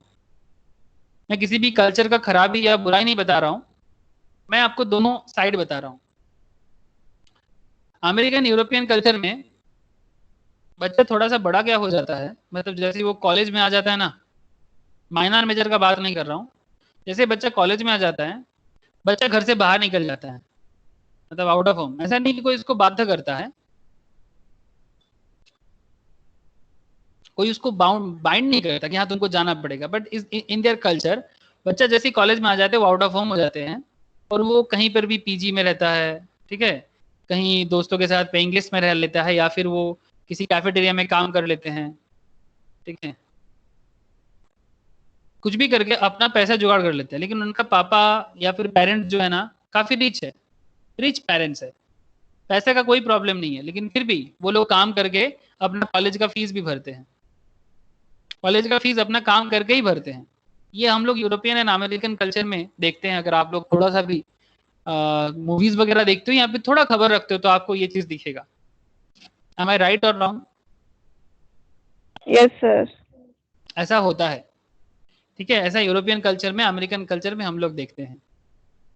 इसलिए इसका दो फायदा है और दो बुराई है। लेकिन हमारे इंडिया में क्या है, जब तक बच्चा कुछ नहीं बन जाएगा, इंडियन चाइल्ड जब तक कुछ बन नहीं जाता, लड़का लोग हो तो जब तक अपने पैरों में खड़ा नहीं हो जाता तब तक माँ पापा का सपोर्ट रहते हैं, पेरेंट सपोर्ट एकदम एंड तक, फेलियर होने से भी सपोर्ट रहेगा, नो प्रॉब्लम। लड़का लड़की किसी भी केस में पेरेंट सपोर्ट ऑलवेज दे रहा है, एकदम हाथ पकड़ के, हाँ, उंगली पकड़ के तूने चलना सिखाया और उंगली पकड़ के जिंदगी भर रहेगा, ऐसा टाइप का सपोर्ट सिस्टम है, ठीक है। उनमें से जो बच्चा थोड़ा शातिर है, दिमाग वाला है, समझते हैं, वो अलग अलग से अपना निकाल लेता है। लेकिन अगर आजकल आप देख रहे हो ना कि बच्चा लोग उम्र भी होते जा रहा है लेकिन अपने आप को कुछ बना नहीं पा रहा है, बिकॉज टू मच सपोर्ट ना खत्म कर सकता है। टू मच सपोर्ट अच्छा बात नहीं है, पॉइजनस है। बहुत ज्यादा सपोर्ट अच्छा बात नहीं है, थोड़ा बहुत सपोर्ट ठीक है।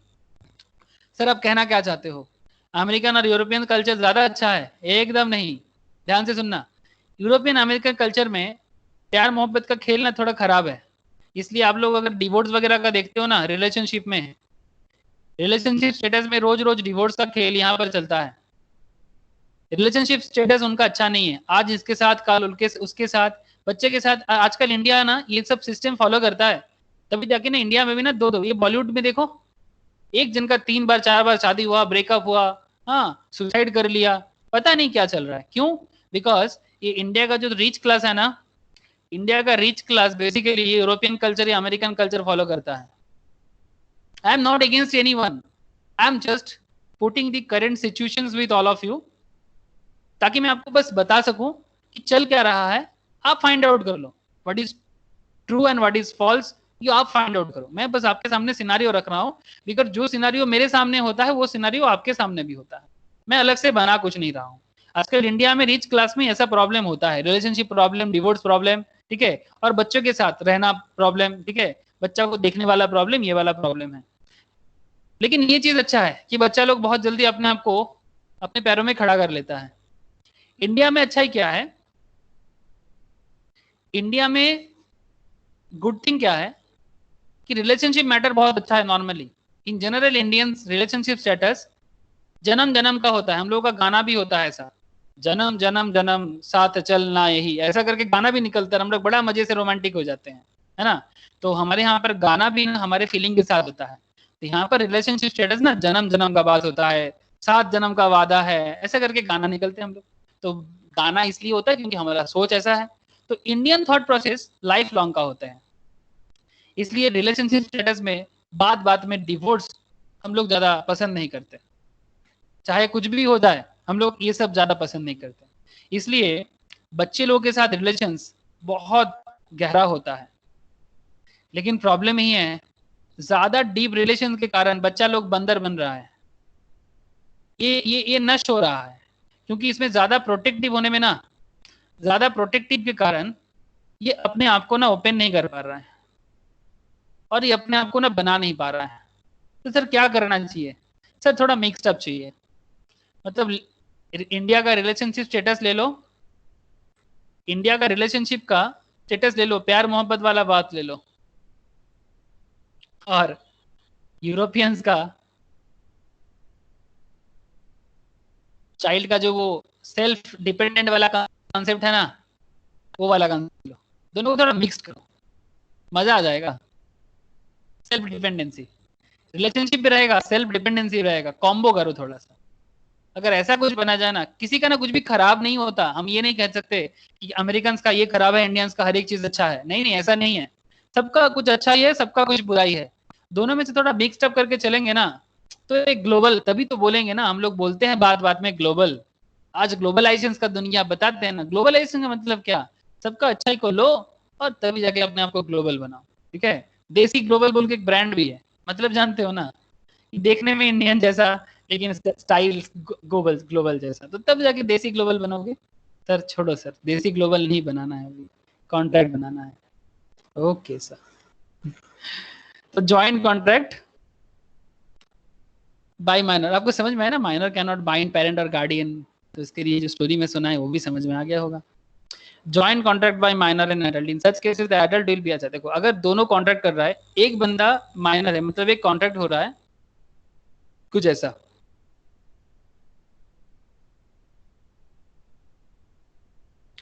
ये मेजर है, ये माइनर है, ये लोग जॉइंटली कॉन्ट्रैक्ट कर रहे हैं, एक बैंक में अकाउंट ओपन कर रहे हैं, दोनों मिलके एक लोन लेते हैं, लोन डिफॉल्ट हो जाते हैं, बैंक किसको पकड़ेगा, माइनर को? ना ना ना ना ना ना ना, बैंक माइनर को पकड़ेगा ही नहीं। Minor is not liable for anything, bank आके इसको पकड़ेगा, मेजर को। ठीक है, major is liable, minor is not liable. Is this clear? Joint contract clear minor का? Yes sir.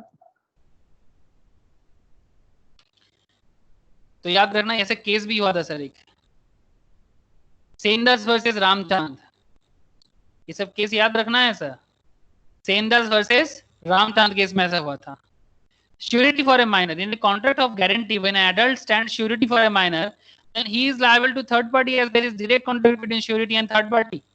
जैसे मानो कि एक माइनर को बैंक लोन दे रहा है, एक माइनर बैंक लोन लेने जा रहा है, बैंक इसको लोन दे सकता है, नो प्रॉब्लम, लेकिन एक थर्ड पार्टी होना चाहिए, श्योरिटी या गारंटर, श्योरिटी और गारंटर होना चाहिए। गारंटर को मेजर होना पड़ेगा, गारंटर को मेजर होना पड़ेगा, मतलब अबव 18 होना पड़ेगा।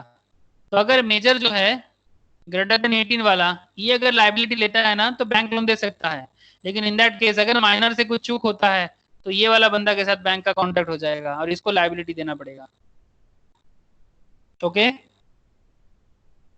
सर, सिंपल है, ये सब पॉइंट सिंपल है। Security for a minor, I think clear हो गया। सर माइनर शेयर होल्डर बन सकता है? सर शेयर होल्डर मतलब समझ गए ना आप लोग, मैं स्टॉक मार्केट का बात कर रहा हूँ। क्या माइनर शेयर होल्डर बन सकता है? Minor being incompetent to contract can not be a share holder. आप कंपनी का शेयर होल्डर नहीं बन सकते ऑफ द कंपनी। अगर by mistake he becomes a member, the company can resign the transaction and remove his name from register, but a minor में acting through his lawful guardian, अगर हाँ guardian रहेगा उनके सामने बिहाफ में उनका नाम भी रहेगा, ऐसा हो सकता है। डीमैट अकाउंट ओपन करने के टाइम पे गार्जियन का साइन के साथ माइनर शेयर होल्डर बन सकता है, लेकिन मेन कॉन्ट्रैक्ट मेजर पेरेंट के साथ होगा। बाद में जब वो मेजर माइनर जो है वो मेजर बनने के बाद उसके नाम पे ट्रांसफर हो जाएगा, become a share holder by transfer और transmission of fully paid share to him. जैसे ही वो मेजर बन जाएगा उसके नाम पे हो जाएगा। समझ में आया ना सर? तो आप अगर आप लोगों में से जिनका भी एज 18 बिलो है, आप शेयर मार्केट में इन्वेस्ट कर सकते हो, बट गार्जियन के थ्रू से कर सकते हो, डायरेक्ट नहीं। लाइबिलिटी ऑफ टॉर्ट्स, टॉर्ट्स का मतलब क्या है? रॉन्गफुल डूइंग्स, सिविल रॉन्ग, कुछ भी गलत करते हो, ध्यान से देखो। A minor is liable in tort unless the tort is reality in breach of contract. अगर रॉयल टॉर्ट जो है वो अगर ब्रीच ऑफ कॉन्ट्रैक्ट हो रहा है ना, अगर टॉर्ट ब्रीच ऑफ कॉन्ट्रैक्ट है,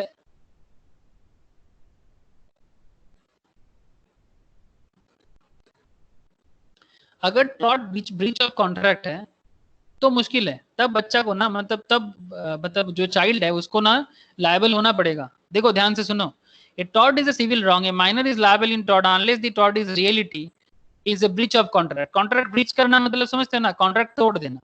पर a minor borrowed a horse. आप एक horse borrow करते हो किस लिए?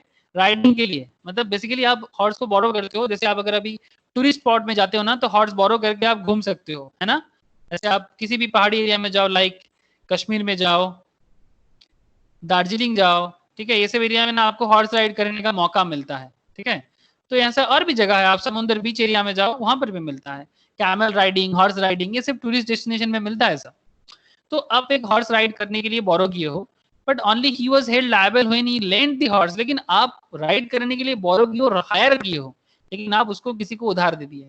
ही lent the horse to one of his friend who jumped and killed the horse. मतलब वो घोड़ा लेके कूद गया और घोड़ा भी मर गया. तो इस केस में ये जो बच्चा है, चाइल्ड है, ये तो गलत कर दिया, क्योंकि उसने घोड़ा लिया था चढ़ने के कारण, वो किसी को उधार नहीं दे सकता. ठीक है. Similarly minor was held liable for his failure to return certain instrument. उसको घोड़ा वापस करना चाहिए था, नहीं कर पाया. Which he had hired and then passed on to a friend. उसने उसको हायर किया था अपने चढ़ने के लिए, वो भी एक सर्टेन डेस्टिनेशन तक, किसी और को देने के लिए नहीं. गलत है. इसके कारण ये लायबल होगा. सिविल रॉन्ग के कारण सिविल कोर्ट में केस जाएगा, सिविल कोर्ट में केस जाएगा. ये चाइल्ड के लिए माफी नहीं है. इसी तरह का कोई भी रॉन्गफुल डूइंग में माफी नहीं है. ओके ओके, चाइल्ड के बारे में जितना बात था मैंने कर दिया. ठीक है. नेक्स्ट क्लास में ये अनसाउंड माइंड का जो भी पॉइंट्स है और भी जो पॉइंट है, मतलब जो कॉन्ट्रैक्ट करने के लिए वैलिडिटी में, नेक्स्ट क्लास में बाकी चर्चा करूंगा. और ये जो स्पेशल चैप्टर चल रहा है, इस चैप्टर में बाकी का पॉइंट भी डिस्कशंस करूंगा धीरे धीरे. मैं आपके सामने आता हूँ